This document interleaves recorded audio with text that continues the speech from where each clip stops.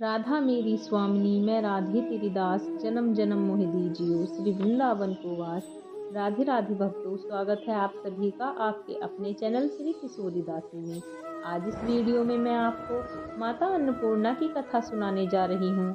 मार्गशीर्ष महीने में 21 दिनों तक चलने वाला माता अन्नपूर्णा का व्रत बहुत ही चमत्कारी है और इस व्रत को लोग माँ अन्नपूर्णा का धन्यवाद करने के लिए, उनकी कृपा प्राप्त करने के लिए भी रखते हैं। माँ अन्नपूर्णा की पूजा करने से और इस दिन व्रत रखने से हर प्रकार के सुख और धन धान्य की प्राप्ति होती है। घर में कभी भी अन्न धन की कमी नहीं होती। जो लोग किसी कारण से पूरे महीने 21 दिनों का उपवास न रख पाए, ऐसे लोग यदि मार्गशीर्ष पूर्णिमा के दिन अन्नपूर्णा माँ का आशीर्वाद प्राप्त करने के लिए व्रत रखते हैं और व्रत की कथा पढ़ते सुनते हैं, विधि विधान से अपने रसोई घर की पूजा करते हैं और माँ अन्नपूर्णा को भोग लगाते हैं, उन्हें भी 21 दिनों के व्रत के पुण्य की प्राप्ति होती है। इस बारे में पुराणों में जो कथा प्रचलित है, उस कथा के अनुसार एक समय की बात है, काशी निवासी धनंजय की पत्नी का नाम सुलक्षणा था। उसे सब सुख प्राप्त थे, केवल निर्धनता ही उसके दुख का कारण थी। यह दुख उसे हर समय सताता था। एक दिन सुलक्षणा पति से बोली, स्वामी आप कुछ उद्यम करो तो काम चले। इस प्रकार कब तक काम चलेगा? सुलक्षणा की बात धनंजय के मन में बैठ गई और वह उसी दिन विश्वनाथ शंकर जी को प्रसन्न करने के लिए बैठ गया और कहने लगा, हे देवादिदेव विश्वेश्वर, मुझे पूजा पाठ कुछ नहीं आता, केवल तुम्हारे भरोसे बैठा हूँ। इतनी विनती करके वह 2-3 दिन भूखा प्यासा बैठा रहा। यह देखकर भगवान शंकर ने उसके कान में अन्नपूर्णा अन्नपूर्णा अन्नपूर्णा इस प्रकार 3 बार कहा। यह कौन क्या कह गया, इसी सोच में धनंजय पड़ गया कि मंदिर से आते ब्राह्मणों को देखकर उसने पूछा कि पंडित जी अन्नपूर्णा कौन है?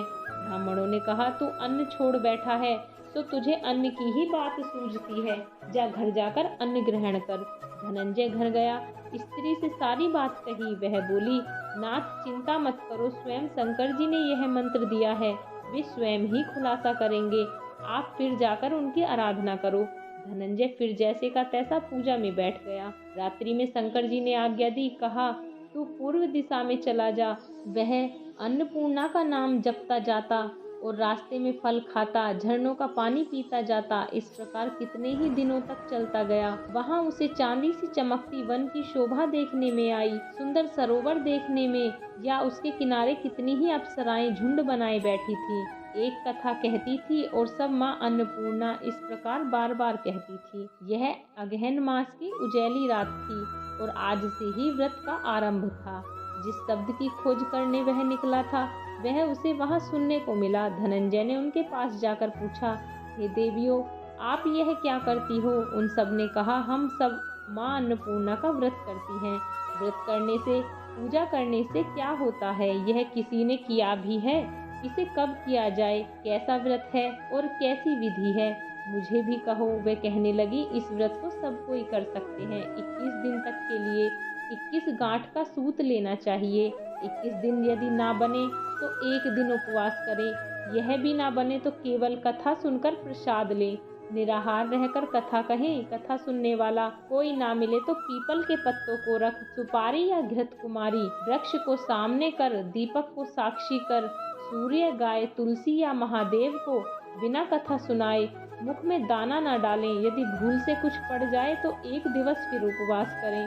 व्रत के दिन क्रोध न करें और झूठ न बोलें। धनंजय बोला, इस व्रत के करने से क्या होगा? वह कहने लगी, इसके करने से अंधों को नेत्र मिले, लूलों को हाथ मिले, निर्धन के घर धन आया, बांझ को संतान मिले, मूर्ख को विद्या आए। जो जिस कामना से व्रत करे, माँ उसकी इच्छा पूरी करती है। वह कहने लगा, बहनों, मेरे भी धन नहीं है, विद्या नहीं है, कुछ भी तो नहीं है, मैं तो दुखिया ब्राह्मण हूँ। मुझे इस व्रत का सूत दोगी? हाँ भैया, तेरा कल्याण हो, तुझे देंगी, ले इस व्रत का मंगल सूत ले। धनंजय ने व्रत किया। व्रत पूरा हुआ।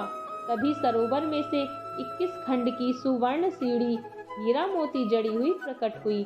धनंजय अन्नपूर्णा अन्नपूर्णा कहता जाता था। इस प्रकार कितनी ही सीढ़ियां उतर गया तो क्या देखता है कि करोड़ों सूर्य से प्रकाशमान अन्नपूर्णा का मंदिर है। उसके सामने सुवर्ण सिंहासन पर माता अन्नपूर्णा विराजमान है। सामने भिक्षा हेतु शंकर भगवान खड़े हैं। देवांगनाएं चंवर डुलाती हैं, कितनी ही हथियार बांधे पहरा देती हैं। धनंजय दौड़कर जगदम्बा के चरणों में गिर गया। देवी उसके मन का कलेश जान गई। धनंजय कहने लगा, माता आप तो अंतर्यामी हो, आपको अपनी दशा क्या बताऊं। माता बोली, मेरा व्रत किया है, जा संसार तेरा सत्कार करेगा। माता ने धनंजय की जिह्वा पर बीज मंत्र लिख दिया। अब तो उसके रोम रोम में विद्या प्रकट हो गई।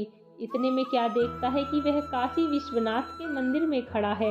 माँ का वरदान ले धनंजय घर आया, सुलक्षणा से सब बात कही। माता जी की कृपा से उसके घर में संपत्ति उमड़ने लगी। छोटा सा घर बहुत बड़ा गिना जाने लगा। जैसे शहद के छत्ते में मक्खियाँ जमा होती हैं, उसी प्रकार अनेक सगे संबंधी आकर उसकी बड़ाई करने लगे। कहने लगे, इतना धन और इतना बड़ा घर, सुंदर संतान नहीं तो इस कमाई का कौन भोग करेगा। सुलक्षणा से संतान नहीं है, इसलिए तुम दूसरा विवाह करो। अनिच्छा होते हुए भी धनंजय को दूसरा विवाह करना पड़ा और सती सुलक्षणा को शोक का दुख उठाना पड़ा। इस प्रकार दिन बीतते गए। फिर अगहन मास आया। नए बंधन से बंधे पति से सुलक्षणा ने कहलाया कि हम व्रत के प्रभाव से सुखी हुए हैं, इस कारण यह व्रत छोड़ना नहीं चाहिए। यह माता जी का प्रताप है जो हम इतने संपन्न और सुखी हैं। सुलक्षणा की बात सुन धनंजय उसके यहाँ आया और व्रत में बैठ गया। नई बहू को इस व्रत की खबर नहीं थी। वह धनंजय के आने की राह देख रही थी।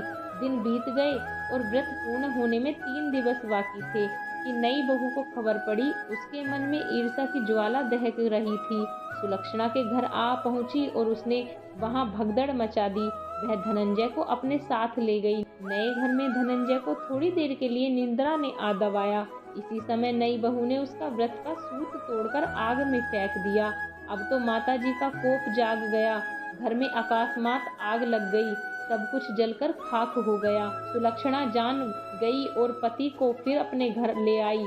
नई बहू रूठकर पिता के घर जा बैठी। पति को परमेश्वर मानने वाली सुलक्षणा बोली, नाथ घबराना नहीं, माता जी की कृपा अलौकिक है। पुत्र कुपुत्र हो जाता है पर माता कुमाता नहीं होती। अब आप श्रद्धा और भक्ति से आराधना शुरू करो, वे जरूर हमारा कल्याण करेंगी। धनंजय फिर माता के पीछे पड़ गया। फिर वही सरोवर सीढ़ी प्रकट हुई, उसमें मां अन्नपूर्णा कहकर वह उतर गया। वहां जा माता जी के चरणों में रुदन करने लगा। माता प्रसन्न हो बोली, यह मेरी स्वर्ण की मूर्ति ले, उसकी पूजा करना, तू फिर सुखी हो जाएगा। जा, तुझे मेरा आशीर्वाद है। तेरी स्त्री सुलक्षणा ने श्रद्धा से मेरा व्रत किया है, उसे मैंने पुत्र दिया है। धनंजय ने आंखें खोली तो खुद को काशी विश्वनाथ के मंदिर में खड़ा पाया। वहां से फिर उसी प्रकार घर को आया। इधर सुलक्षणा के दिन चढ़े और महीने पूरे होते ही पुत्र का जन्म हुआ। गांव में आश्चर्य की लहर दौड़ गई। मानता आने लगा। इस प्रकार उसी गांव के निसंतान सेठ के पुत्र होने पर उसने माता अन्नपूर्णा का मंदिर बनवा दिया। उसमें माता जी धूमधाम से पधारी, यज्ञ किया और धनंजय को मंदिर के आचार्य का पद दे दिया। जीविका के लिए मंदिर की दक्षिणा और रहने के लिए बड़ा सुंदर सा भवन दिया। धनंजय स्त्री पुत्र सहित वहां रहने लगा। माता जी की चढ़ावे में भरपूर आमदनी होने लगी। उधर नई बहू के पिता के घर डाका पड़ा, सब लुट गया। वे भीख मांगकर पेट भरने लगे। सुलक्षणा ने यह सुना तो उन्हें बुलावा भेजा, अलग घर में रख लिया और उनके अन्न वस्त्र का प्रबंध कर दिया।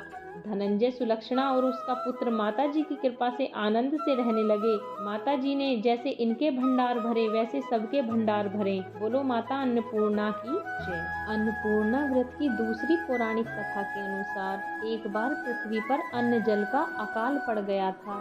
जमीन बंजर हो गई। समस्त संसार में जीवन संकट पैदा हो गया।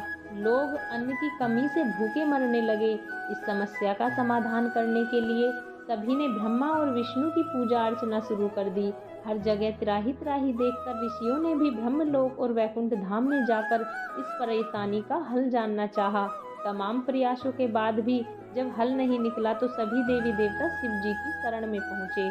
समस्या के निवारण के लिए महादेव माता पार्वती के साथ पृथ्वी लोक का भ्रमण करने निकले। शिव ने पृथ्वीवासियों के लिए भिक्षुक का रूप धरा और माता पार्वती मां अन्नपूर्णा का रूप में पृथ्वी पर प्रकट हुई। समस्त संसार के कल्याण के लिए शिव ने मां अन्नपूर्णा से भिक्षा में अन्न मांगा।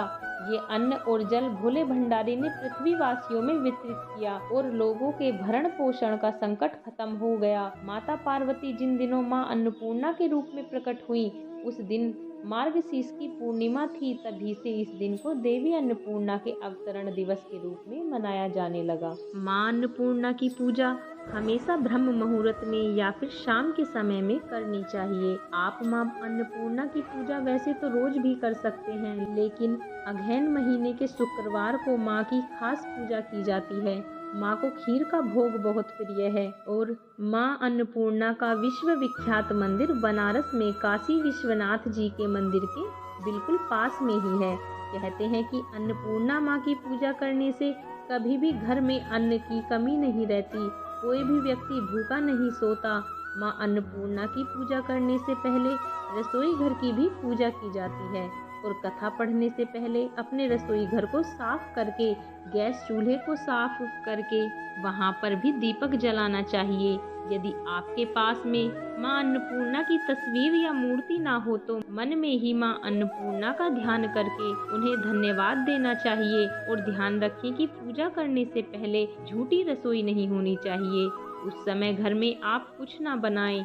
जब आप पूजा कर लें उसके बाद ही घर में जो भी भोजन आदि बनाना है वह आप बना सकते हैं। जो लोग 21 दिन का उपवास ना कर पाएं, 21 दिन नियमों का पालन ना कर पाएं, वो केवल मार्गशीर्ष पूर्णिमा के दिन ही इस विधि विधान से मां अन्नपूर्णा की पूजा कर सकते हैं। तो ये थी आज की कथा। यदि आपको ये कथा पसंद आई हो तो वीडियो को लाइक करें, कमेंट्स करें और यदि चैनल पे नए हो तो चैनल को सब्सक्राइब करें। राधे राधे।